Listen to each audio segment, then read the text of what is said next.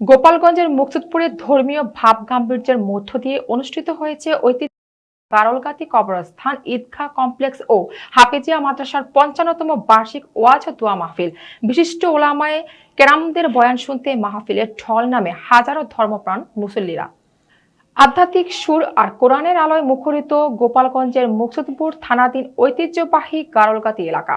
গারলগাতি কবরস্থান ঈদগাহ কমপ্লেক্স ও হাফেজিয়া মাদ্রাসার ৫৫তম বার্ষিক ওয়াজ ও দোয়া মাহফিল গারলগাতি ঈদগাহে কমপ্লেক্সের সভাপতি জনাব হারুনুর রশিদ মুন্সির সভাপতিত্বে মাহফিলে প্রধান অতিথি হিসেবে উপস্থিত ছিলেন বিশিষ্ট সমাজসেবক ও প্রকৌশলী মোহাম্মদ মনিরুজ্জামান মোল্লা।